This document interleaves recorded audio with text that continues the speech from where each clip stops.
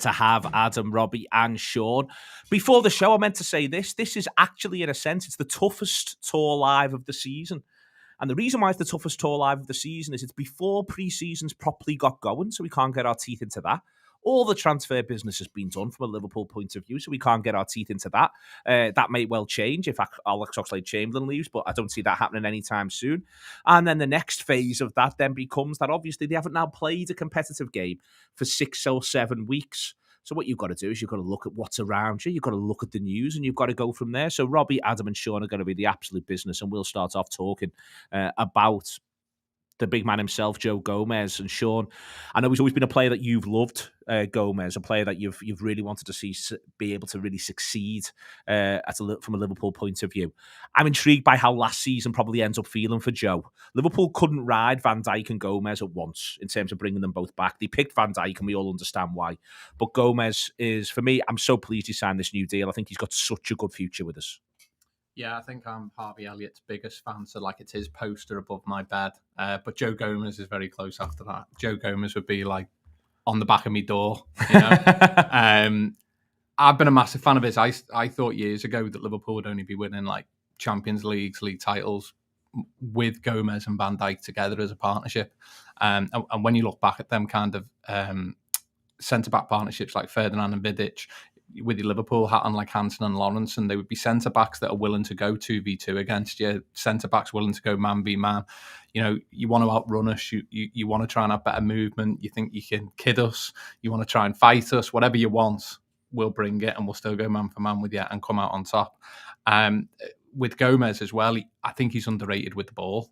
Yeah, and the things that he brings to you there.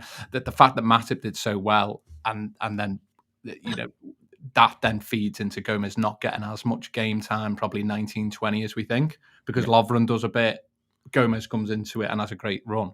I think what's interesting about the contract, though, is the fact that Gomez actually signs it. It makes tons of sense for Liverpool to want him to, for a number of different reasons, protecting your asset. But the fact that he's signed it, I think, doesn't just show the commitment he's had this summer from Liverpool. I think the main thing is his injury. By all, you know, everyone felt at the time as well that his injury was worse than Van Dijk's. So I think last year was very much about the rehabilitation of Van Dijk. And I think they've said to Gomez, listen, the first half of the season's a write-off. Whatever you get in the second half of the season is just in the bank. But we need you to have a clean year. And this is the one to kick on. And of all the players, Harvey Elliott, Curtis Jones has been a lot of talk about. This is a huge year for Joe Gomez. It's a huge couple of months for him. It is a huge pre-season, Robbie, I think, for Joe. He's coming into it feeling about probably as healthy as he has done for one in years, in an age. I'm excited. I'm really pleased he signed the deal. And as Sean says, I think it says as much about his confidence with reference to the Liverpool setup as it does about the Liverpool setup in him. We know the manager thinks he's great, but it would be understandable if Gomez had got through the season and thought to himself, well, it's going to be difficult for me to get chances. He must think to himself he can get chances. Yeah, absolutely. I think, like as you pointed out there, there were murmurings, weren't there, the back end of last season and the middle of last season about Steven Gerrard potentially wanting to take him to Villa. And when I heard that, I was like, I was a bit disappointed because, like yourselves, I see a massive future for Gomez there at Liverpool. He's, I think you look back to the title-winning season, how consistent he was, and you know how he flourished alongside Van Dijk, and the problems we had when Gomez injured his tendon were, you know, as we all know, it derailed our season the following year.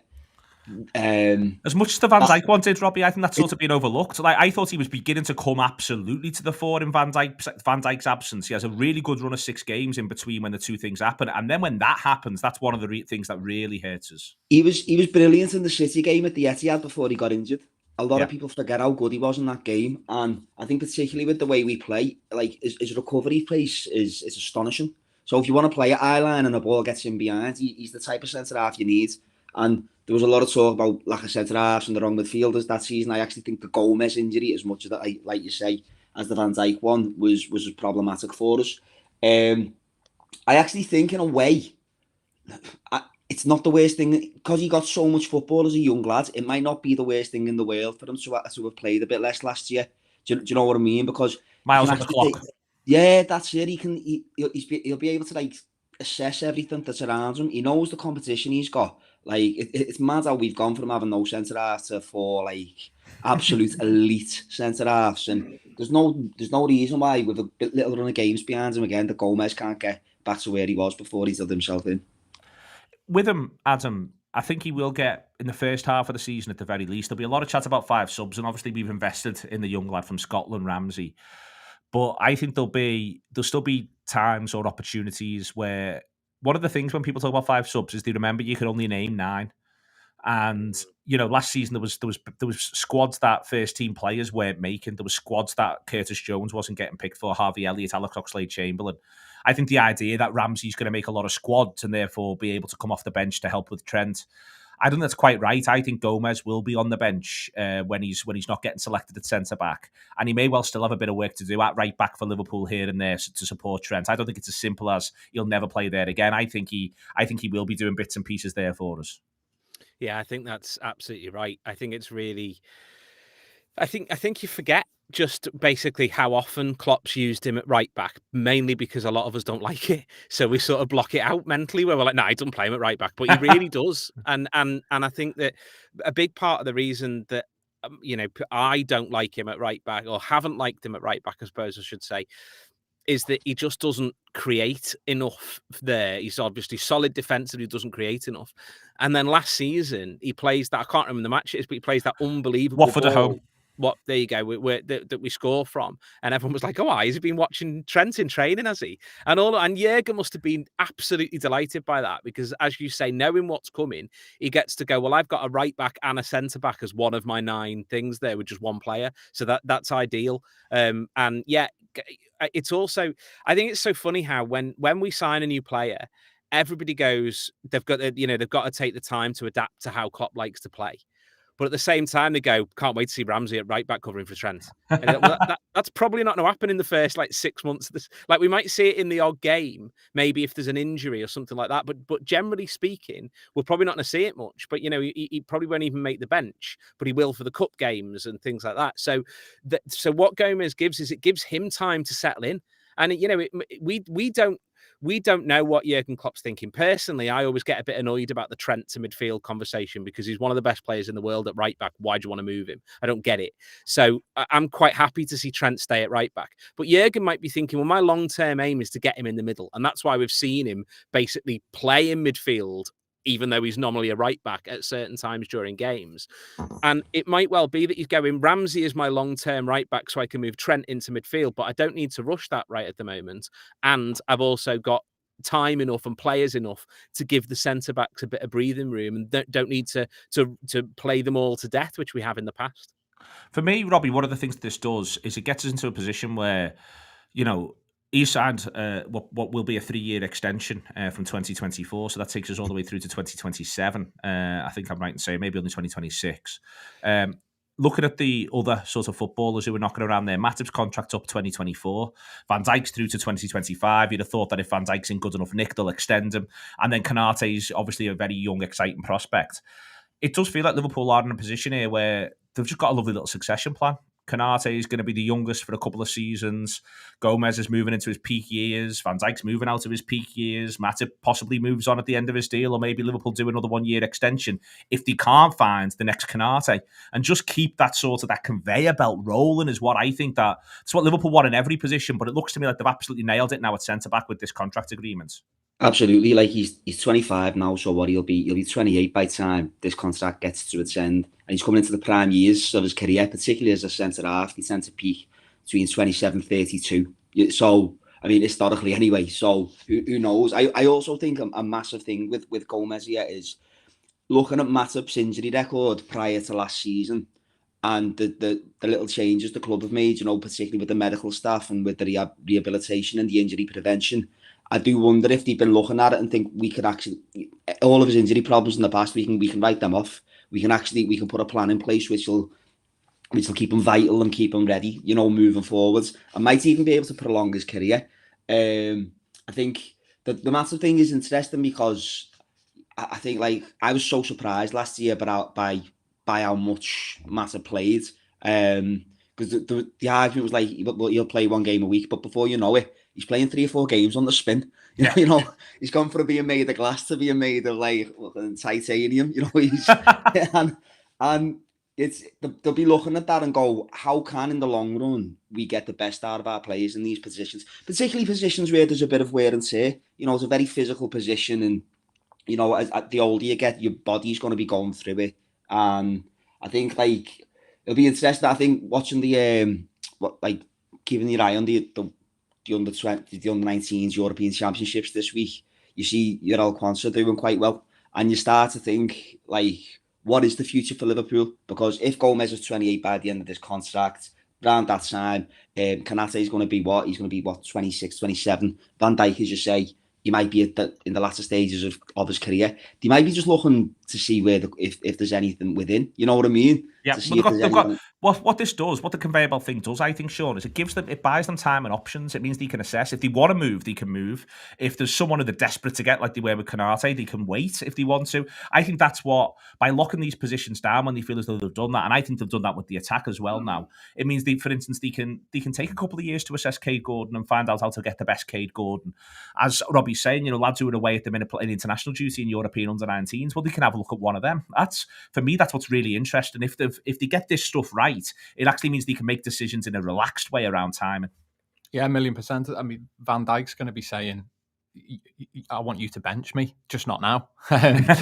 You know, I'm more than happy for you to be my biggest hurdle in getting a new contract. And I think Liverpool will obviously, in all of the cup ties, and especially if we can get things like Champions League done early, subject to fitness, they've got to be looking at a Gomez-Konate partnership as often as possible, because I think you need 20, 30, 40 games really together before you can truly then judge it to go, well, do we want to give that partnership another 20, 30, 40 games? We can't afford, though, to go through that 20, 30 games, letting them make mistakes on our watch too much. So, you know, and again, Van Dijk will, I think, want to be rotated in a way, for his own longevity and performance levels, and for the World Cup coming up. I mean, he can't do all 22 League and European Cup games and then go away to a World Cup. Sure, but he's captain of Holland, and he'll think that he can get this Holland side at least to the last 4. No, 1,000,000%. And I also think with Gomez, he needs to have a combination of playing and training. And I think Konate's still at a point in time when he needs a combination of playing and training. I think when they get a bit more experienced, that's when they're a bit more like, well, you know, I just need to play. Like I've pretty much, I've done all my learning here. I know exactly in and out how you want me to play. I just need to be on the pitch now and doing what I need to do. And I think that's the positive about Gomez signing the contract, because I'd imagine there would have been plenty of people in his ear, and I don't just mean the people around him. There'd have been loads of players and clubs and coaches. You know, if I was Steven Gerrard, I'd have been hounding him on WhatsApp. I'd have lived in his DMs everywhere, Instagram, Twitter, you name it. I'd have been all over him, and he could literally go and walk in, I think, to any other team. If Gomez is at Man City, he plays. He might not play every week, but he plays. And every other side, he walks in. And I think he's a potential future Liverpool captain, and I think that's why they'll have been so keen to pin him down. Moving along to talk about someone else looking like they're going to want to pin down Adam. There was reports that they're talking to Naby Keita about a new deal, that they want to get the new deals done for Keita, the new deal done for Jota. We'll talk about Jota another day, but a new deal done for Keita, a new deal done for Jota. Keita, obviously only 1 year left. There was a comment above, which we can push on to move the conversation towards from someone on the TAW Live package here, saying, you know, do you think we lack in the midfield area and it's going to be the main reason we lose the league from Manchester City? I think as part of the midfield conversation, I actually think it's important Liverpool get some continuity out of Keita coming into this forthcoming season. It's a season he can build on. He only makes 19 starts in the league and the Champions League, but as the season wore on, it felt, rather than maybe the lived experience of the team and the manager, but it felt to me, at least from the outside, like he was becoming increasingly important, and that centre midfield became 3 from 4, and not the idea that it's just got to be the same 3 for every big game. Yeah, I have to say I'm a bit of a Keita skeptic, if I'm honest, and I think when you've been at the club, what is it now? 4 years, 5 years? I think when you've been at the club as long as that, and there's still question marks about what you're delivering, I think that's problematic, and I agree completely with what you say in terms of it being the 3 from 4 sort of thing, but I almost feel that's as much to do with what everybody else is giving. You know, Milner's older, Oxlade-Chamberlain was not really giving enough, and oftentimes Jurgen didn't even play him in the midfield anyway. So I don't. I'm not sure that if we had other midfield options that the manager had a bit more faith in, that Keita would play as much as he did. And I think that shows in, as you say, the lived experience of the team. 19 starts in the season that we've just had. 19 starts across the Premier League and Champions League is not great. And I think that I think that everybody, and I'm going to say everybody sort of sensible, you know, those that don't have his picture as their profile on Twitter or call themselves Keita billionaire or whatever. Like, sensible people are kind of going, when he's good, he's great. When he's not, I don't know what he's doing, and I'm not totally sure what he's offering. And I think that's kind of how the manager's feeling. So I'm kind of up in the air about it. If the club come out tomorrow and say he signed a new deal, here you go, I'm not going to be heading to Anfield with my pitchfork.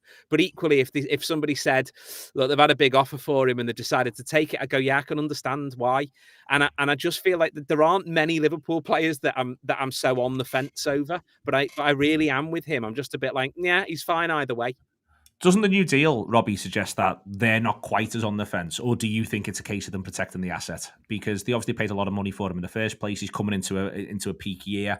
For me, the idea that they are looking to extend him, it says to me they can see a bit of continuity between, I think, Thiago and Keita, that having either of them play that left channel is hugely helpful for Liverpool. I think the right channel's a source of almost endless discussion as to what Klopp wants from the right channel, as to what Liverpool want from the right channel, as to who the right player is for that channel. But I think that left channel, which is a bit more conservative, sits a little bit close to the holder, whether it's Henderson or whether it's Fabinho who sits back there. I think Liverpool want to have Thiago or Keita fulfill that role as much as possible. And I think that's one of the reasons why they're looking at a new deal. Yeah, I think you're right. I think I'm not as much of a skeptic as Adam is about him personally. I actually think if he puts that goal away in the European, if he puts that chance away in the European Cup final, a lot of the conversations about Naby Keita are very different. The last season he had at Liverpool, I think, is the best season he's had. There's various games you can point to. I thought in the FA Cup semi-final, for instance, I think in the first half he absolutely ran the game. Yep. It's the best I've seen him play for us, and that's against the team that would then go on to win the league. He didn't go missing at Old Trafford. You know, I thought he really shone when we beat Man United, and also there's like games like Newcastle where, you know, it's a fantastic goal he scores and it wins us the game, keeps us in the title race to the last game of the season. I think the problem with players like Keita is he's a bit of a mad one because he's so aggressive, he's so mobile, but I think in a way because he's very skillful, he's very good on the ball. He keeps his head up when he's on the ball. I think he's very hard for people to actually pigeonhole the type of player he is, and I think because of that, what then happens is when he does this okay, but he doesn't do anything brilliantly. But because he's aggressive and because of the way he plays the game, the similarities between him and Thiago, he hasn't got the passing range Thiago's got. He's probably a better tackler than Thiago. In fact, I know he's a better tackler than Thiago is. So, for that reason, that spot on the left hand side of midfield filling in there, yeah, I think that they're definitely looking at that. I also think that they'll get a look at him in pre-season, and like that missing the Champions League final, it was really, really bad. Like, it was a terrible. Every time I watch it, I cringe, you know. And I think it's the moment of the football match itself I most remember from the game. It's the moment I most remember. The moment I dwell on more than the Salamis one-on-one where the keeper makes the great save. The thing that whenever I think about that game, the first thing I think about is when the ball dropped to him on the edge. Exactly, and he should have scored. And I think partly the contract is it is protecting the asset, but I think they'll be looking at him thinking, how does he come back from that? How does he start pre-season? How does he get in? The other thing is like, he's not going to the World Cup, is he? No. He's one of the players that's not going to be going to the World Cup. So when the other players are away, it's a case of, does he get like a little mini pre-season himself in that period? Does the club get hold of him? Did he say, this is what we want you to do in the second half of the season? We're going to be using you. and maybe that'll boost his confidence. I don't know, but I don't know. I don't get the. I don't think it's as bad as a lot of people make out, personally. I think there's a funny thing, Sean, because it's about, firstly, I think this is conversations to an extent about how so far at least Jurgen Klopp's used his midfielders, because it's difficult for any of them really to grab limelight in the way Liverpool play. I think there's then another thing here where with Keita, for me, it's a conversation that's around pecking order. Thiago, for instance, has been able to grab limelight because of the way he plays and what he's about. But Liverpool, someone has to be Liverpool's fourth choice midfielder. Someone has to be Liverpool's eighth choice midfielder at the minute. I'd argue that's Oxlade-Chamberlain. There sort of does have to be that order of where you think they're going to play. The thing for Keita, and the thing that he might be saying around this contract stuff is, I think he looks better the more he gets in terms of chances in games and opportunities, and that's maybe something for us to think about. But it's difficult. It's difficult to quite see that in the way in which we currently have this midfield set up. Completely. I think this season he hasn't really got too many excuses now. Robbie was talking about the changes they've made about injury prevention, the medical team.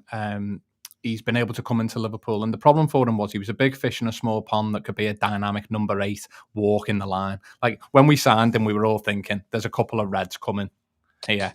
And his composure and settling into his role in the squad and that cog in the midfield machine, that left-hand side role, Thiago's able to show his flair while still performing the role of that cog, the Wijnaldum cog, the Thiago cog, Keita filling in that role. You've seen Curtis Jones, I think, struggling with that a little bit in terms of, I know what this role needs, but how can I pick the right skill of mine at the right time? And you just have to roll with that. And that's why Curtis Jones, I think, gets a bit of frustration among the fan base, because he's got like this amazing toolkit of skills, and it's not like he can. If he was at a smaller side, he'd just be able to do them as and when he wants. When they don't come off, no one notices. At Liverpool, he's got to fulfill an exact specific role and then pick and choose when the right times are to pick what skill. And unfortunately, you just have to sort of sit and suffer for a bit, because the only way of them learning is that. With Keita, he's gone through all that now. I think his possibly his biggest issue is that it's very rare for me that you see him deliver an 8 out of 10 or a 7 out of 10.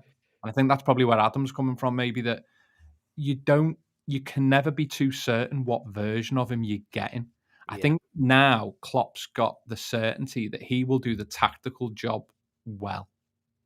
And that's why Liverpool will trust him in the big games. But from the performance element over that, would any of us know if he's doing a 9 or a 6? Or 9 and a 5 even? And I think that's the tricky thing. I think now is the time for him really to bite down on that and go, listen, a bad day for me is a 6 or a 7 out of 10. That's the worst you're getting. And I think that's where Henderson ended up getting himself to, that like, yeah, I can have a bad 20 minutes and I'll play myself back out of it. You're never getting lower than a 6. You can't win league titles with players who are throwing in a 5 or a 4 out of 10, even for 20 minutes. And I think with him, I think he'll be available this year. I think tactically he's got it to a T. I do think you will see the best version of him this year, and I think that's why Liverpool want the contract signed. A couple of comments are quite negative around him, just sort of come through here. But this I want to talk about this one specifically before we go to the break, and then we'll talk about the pre-season tour in the next bit. But he says the Keno Scouser is the username. Sadly not. He just hasn't done what we hoped he would game in, game out. Moments of brilliance, certainly, but it is only ever moments. I'll come to you first, Sean, and then I'll bring Adam and Robbie back in. But this is where I feel not just a bit sorry for him, but this is where I feel a bit sorry for almost anyone currently who lines up in Liverpool's midfield, as it has been broadly under Jurgen Klopp, which is that the job is moments of brilliance. I think there's certain games where Man United at home, for instance, where Thiago got to play a 10 out of 10, not least because of the way Man United were. But I've seen Thiago have difficult 20s in games at some point this season, certainly in the first sort of 20 minutes of certain games. I feel a bit like moments of brilliance is sort of the job description if you're playing in Liverpool's centre mid. Whereas if you play in Manchester City's centre mid, it's built in a way which is, your brilliance is the brilliance that's going to inspire the whole team and pull the whole thing together. And that's, even though the managers play similar shapes, that's one of the differences between the two managers. It is, and I also think it depends what side of the midfield you play on. So when Harvey Elliott plays the right-hand side role, which I think Liverpool have got earmarked for him, because Trent comes and takes, if you like, what Harvey Elliott's position would be. Harvey Elliott's job is to do the opposite of whatever Salah does. So it's to give Salah the freedom and go, well, if Mo goes inside, you go on the outside. And if Mo goes on the outside, you go on the in and play almost like you're a 10. So for Harvey Elliott, that suits him down to a T. When Jordan Henderson plays that role well, he's great at going on that outside right role and making a decision as to when to clip them crosses in, how to play that kind of a role. The left-hand side midfield role for Liverpool has always been about getting the most out of Robertson and Mane, both offensively and defensively. And it's a bit of a thankless role, that one. Now, the difference with Thiago, he's that good. I mean, let's face it, Thiago could look class just putting his slippers on, I reckon, and walking downstairs for his brekkie. He's just style, isn't he?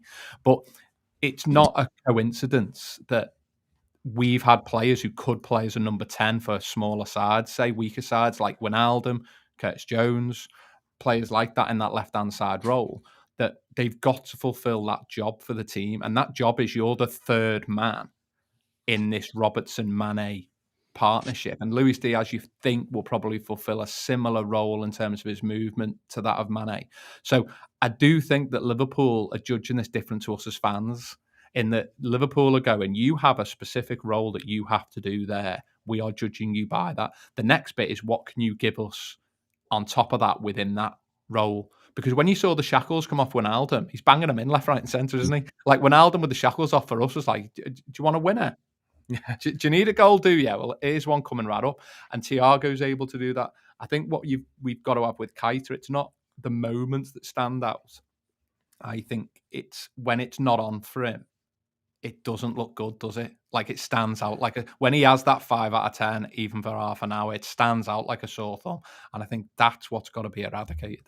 I think it's interesting, Robbie, that to come back to literally the miss in the final. I when you said before, if he sticks that in, everyone feels massively differently, and I think that is what Sean's talking about there. That was the opportunity actually for a moment of brilliance, if you know what I mean. If he just gets that out from under his feet, takes a step into it, pings it into the bottom corner of the far side, wraps his foot around it and puts it there rather than do what he does, everyone goes, there we are at the big moment. He's done all the 6, 7 out of 10 stuff for us, and then he stood up and found that one, and that's what we needed and that's what we wanted. I do think that your version of events around that, I think if that's knocked in, not everyone, but there's more of a clamour for a new contract, and that's that boosts everything up a little level for him. But I also probably boosts himself up a little level, like you say, because the one thing that Wijnaldum did do for Liverpool all the way through his Liverpool career, whether he was frustrating at times or whether or not you felt he wasn't in games as much as you'd want, every now and again, but pretty regularly, he'd pop up with a big goal. That's it. I think he was. When he was in the Bundesliga, we were kind of. A lot of the reports that we were getting about Keita is that he was kind of a Steven Gerrard-esque midfielder. So that's what I was buying into. But then when you see the stature of him, you realise you're getting a very different type of midfielder. He's more like he's more like an Iniesta, isn't he? In that he's small, he's mobile, he's nippy. He gets in and around the midfield, and he is aggressive. I mean, I think one thing that really I feel sorry for him about in relation to that miss is I do think there were, as I pointed out before, there were points throughout the season where you could point to them and say, he's shown in this game. Newcastle, as you said, he scores the winner at Newcastle, and it's a great goal. It. And that was a tough game. That was a tough game. You know what I mean? And it was a great goal. Now, if he does put that away in the final, people are going, this lad's mentality shifted, because he scored the winner here. He went there, he ran the show. He's gone to Wembley, he's ran the show. He's gone to Paris, and he scored a goal in the European Cup final. That would have been the conversation. So therein, it would be Naby Keita's success. But because it's not, it's Naby Keita. Is he really right? I think it's dead interesting, Sean, what you mentioned about Wijnaldum and Jones, because I think a lot of the time we see these midfielders curbing their attacking instincts. Like Wijnaldum came to Liverpool, he was a 10 essentially at Newcastle before he came here. Jones, when he first broke into the team, he's playing on the left of the front three. You know what I mean? Like Wolves in the League Cup a few years ago. I think when he made his debut, he was playing on the left of the front three. The goal he scores at Everton in the FA Cup, he's on the edge of he's smack bang on top of the 9. So it's like these are players who have attacking instincts, and I do think, as Neil pointed out before, it's just the merciless task of being a Liverpool midfielder. There's a lot of talk about Jude Bellingham at the moment, how do we know that Jude Bellingham would come in? Because he's got a massive skill set that he'd come in and he wouldn't find it quite difficult to play in Liverpool's midfield because it is a thankless task. There's a lot of running involved.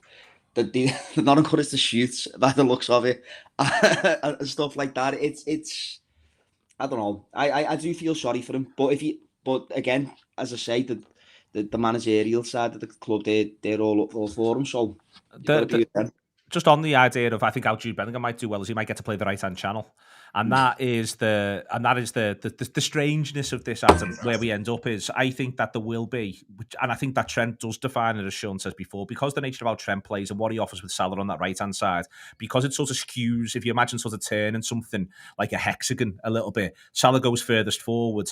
The effect of that means that midfielder moves further forward, but the effect of that on the axis means that the left side of midfielder moves a little bit back and the right back moves a little bit further forward, if you imagine just sort of shifting that hexagon. And that's why it is hard. But I don't like Keita on the right-hand side of the three as much because he doesn't want to run outside Salah. So if Salah cuts in, he doesn't want to go out. He wants to, he's not going to do Trent's job for him as well in quite the same way that Henderson does. Henderson does lots of good off-the-ball work. And that's why with all of this, when you talk about Keita, it's a conversation that falls between all these stools. And it's why I perfectly understand why people, both in the comments and you yourself, Adam, end up with the point of view that you have. I don't think it's an unreasonable one because I think it's all very difficult. It is, and and the thing is, I guess I completely agree with what everybody said about him, and I think that in some ways that tells its own story. I certainly don't have I'm not Kev Walsh. Let's put it that way. I'm not sort of waiting for. And which of us is, sadly. Exactly, yeah. I'm not waiting to drive him to his next club or anything like that. But I think in terms of talking about the Champions League goal as the perfect or the Champions League moment, I should say, is the perfect example in the final. If I'm drawing a list of the players on the pitch that I want to be in that situation, I think I've got the goalkeeper ahead of him. You know what I mean? I'm just trying to think, who do I want to be there? And it's not him. And for somebody playing in the midfield where you're kind of coming on to the end or something, again, that just feels problematic. And have you got the stats, Neil, easily? Don't worry if you haven't, but easily, have you got the stats of how many starts he had across the whole season? No, not to hand. No, but I just, because I'd be intrigued to know that, because I just think for all of the talk of all the management team like him and all this sort of stuff, I just think 19 starts across the campaign where we've played every single game, that in the two most important competitions, where pretty much everybody's crying out and going, we need a new midfielder this summer. It just says to me, it tells me a story, as does the fact, by the way, that he hasn't signed a contract yet, because I don't imagine this is going to be the most difficult for them to do, in that he's not asking for Salah's wages. Do you know what I mean? I just think that I'm not convinced the management team are going, he's brilliant, he's great at what, he's doing all the things that I want him to do. I sort of feel like maybe he's not doing all the things that we want him to do. And we've seen the manager literally take him off at half time in really big games where the manager's gone, he's just not doing what I'm asking. But I assume the manager's saying he's not doing, because it wasn't injury. It was at Man United was kind of the biggest example of it, where the manager's taking him off. So I think that he's a player. I think what Robbie said about what he was like kind of what we were expecting before he arrived, that didn't help him. And I think the other thing that hasn't helped him are all of his fan accounts that when he does something like drops a shoulder and turns a player, they're acting like it's, God's gift to football. None of it helps when you're just sort of going, is it? Don't think Klopp's really referencing that, though, to be fair, Adam. I think he's all right. No, I just mean in terms of my opinion. My opinion, you just kind of end up going. I think you take a contrary opinion to people sometimes, don't you? When people are acting like something's the best thing ever, you sort of there going, is it? And so I don't know. I think you're absolutely right. The manager's not, but he also only started him 19 times in the biggest games. Okay, that will do us on Naby Keita. We'll come back in a minute for part 4 of TAW Live, and we'll chat about the pre-season tour and who everyone thinks needs to go there. I mean, someone might go for Naby Keita as a big name in that as well. But we'll come back in a minute or two if you're listening to TAW Live as a podcast. Coming up, we've got Jay Rodriguez on Sadio Mane. We did this. We're pushing this out. We've had the fantastic painting video done in conjunction with Nivea this week on the Anfield Wrap around Sadio, which was, it's an absolute pleasure to have been part of at the Anfield Wrap. Everyone loves it as a piece of work. So check that out across all of our socials. Great to work with Naby on it. Great to work with everyone on it, it is fair to say. And also simultaneously, if I was to be really honest with you, we were doing a Sadio Mane player profiles. We interviewed Jay Rodriguez and then Liverpool sold Sadio Mane. So we wanted to do something with it because, we still love Sadio and we quite like Jay Rodriguez. So coming up in a minute or two is Jay Rodriguez on Sadio Mane, but do check the video out as well. And we've got the wonderful Matty Loughlin on the Shipbuilders album, now an album that's been really well reviewed. Matty, a long-time friend of the show, and I'm so pleased for him that the record is as good as it is, that it's been as well reviewed as it is, and that it feels like the Shipbuilders are on the march. So, two legends of the Northwest, first and foremost Jay Rodriguez, then Matty Loughlin, and I think they've all got some John Gibbons involvement as well. You know what I mean? It doesn't get more legendary. This is TAW Live. If you're watching it as a video live, we will be back in a second or two. If it is this other stuff, you've got Jay Rodriguez and then you've got Matty. You've had Jay Rodriguez, you've had Matty and Andy. It was 35-20, and I've WhatsApped it to you. Marvellous stuff there indeed. Let's talk about who we're excited about on the pre-season tour. I'm Cade Gordon all the way. I'm looking forward to seeing Cade Gordon. I think it's not quite a big thing for Cade Gordon, and I think he's still in the realm, Robbie, of a footballer who can play a bit of football, who can relax into his football and not feel as though he's got to prove the world to anybody. But his composure last season when he got opportunities, I was excited by. And someone will play when Mo Salah doesn't play on that right-hand side this season. And if I'm Cade Gordon, I am very much trying to use this pre-season to say to the manager, you know what? Doesn't have to be you moving someone else. Could just be me every now and again, Yeah, you know what? I think when you've got a 17-year-old lad in your squad who backs himself as much as someone like Gordon obviously does, I think, you can have all the technical ability in the world, but unless you actually believe that you can progress and become a better player and hold your own in a space like that, like what it must be, at that training ground, I think that's the hallmark of what someone who could go on to be a special player, in my opinion. Obviously, it was the Arsenal game last season, wasn't it? The Arsenal League Cup second leg semi, yeah. Yeah, he starts that. It was that game he started, and he took him off because that did look like it might have been a bit of a step too far from him at that point in his trajectory. But he's had a whole. That was January, wasn't it?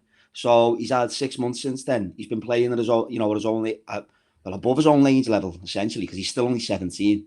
And now he's going to be going back into a pre-season with, a gang of brilliant footballers. He's going to get away. He's going to get the best coaching imaginable. And if he backs himself as much as he did at the start of last season, he's only going to be better again. So it's hard not to be excited. Who are you excited by seeing, Sean? I like the message in here that someone said Ben Doak, the lad from Celtic, who we signed, who's the 16-year-old. If he's over his injury in time for pre-season, he'll catch the eye. That's one that I really didn't see coming. Lad, we posted up support Celtic and LFC. Who are you excited by seeing? There's a fair bit in there for Carvalho as well. I'm fully on board the Harvey Elliott Young Player of the Year train. He's got to progress, but he has the potential to be our Bernardo Silva. Ultimately, where he can be that midfield player that can potentially fill in, maybe in a 4-4-2 or something like that, as and when.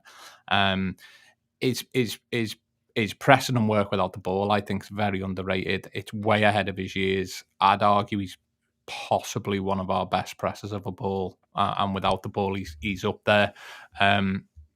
Where he's got to show more quality and consistency is in the final third, because you think that he's got it in his locker to unlock defences, to score goals, create more goals, but it's the biggest ask going out and proving that consistently. I think though, combining him with Mo Salah and Trent, if he gets a run, I think he can make that position his own, and almost.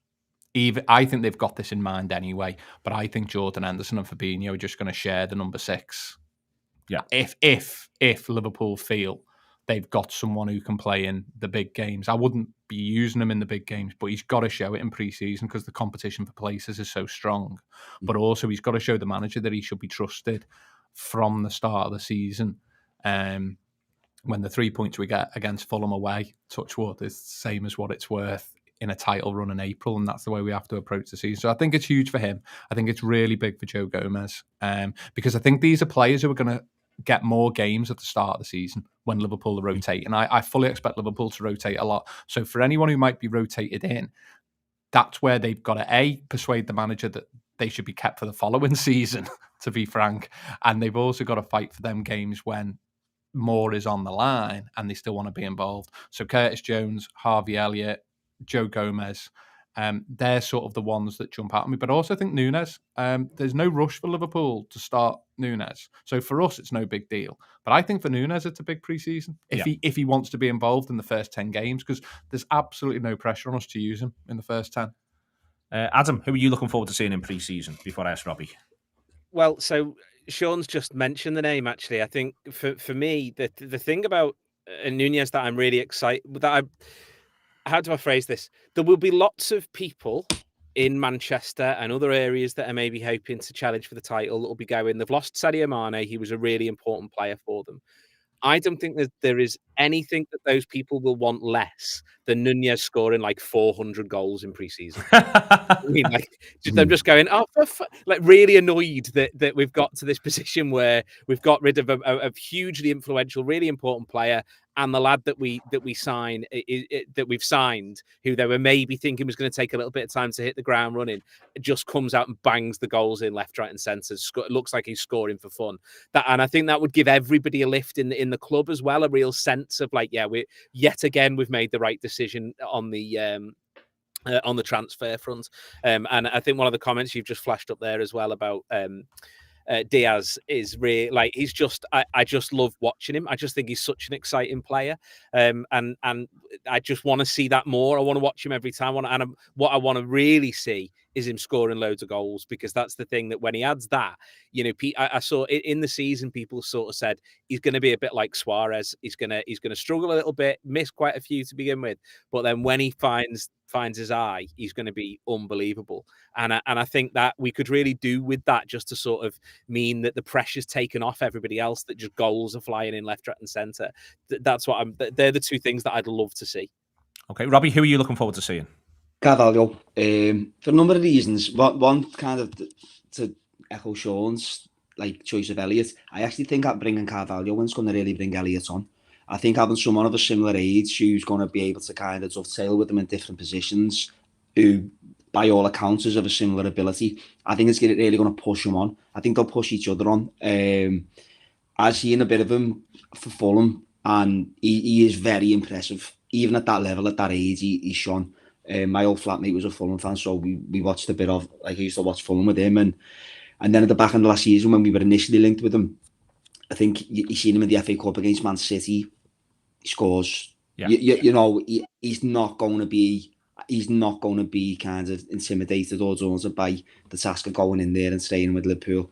I think this is a kid. He's 19. He's already talking about wanting to win a Ballon d'Or, and that's just like, that's insane confidence. So I'm just dead excited, because I think it's brilliant. I think that the group of young players that we brought in, even Bento got to mention before, I think it's just very exciting. But I think Carvalho, because I've seen him for Fulham last season, and I think he's going to surprise a lot of us this season. I think he might get used a lot more than we anticipate as well, to be honest with you. And that's very, very, very fair indeed. It is a very exciting group of players. It's been a very exciting tour live. Excellent stuff. Here's me saying it's the toughest one of the year. They've absolutely waltzed through it. 43 minutes we're on at the minute. Well into Sean, to Adam, and to Robbie. Let's all take a moment to wish the big man himself, Virgil van Dijk, a happy birthday and many, many, many happy returns, playing for Liverpool as well. Looking so forward to seeing Virgil on tour. Looking forward to seeing all the lads they play against Manchester United. It's on Tuesday. I know that doesn't feel real. Naby Keita just missed that shot 5 minutes ago. And here we are, we're playing Manchester United on Tuesday as the next season starts. I say it again, thanks to Sean, thanks to Adam, thanks to Robbie, Matty, and the unlikely addition of Jay Rodriguez all the way through your tour live this week. It's been an absolute pleasure. We shall see you later. Have a lovely weekend, whatever.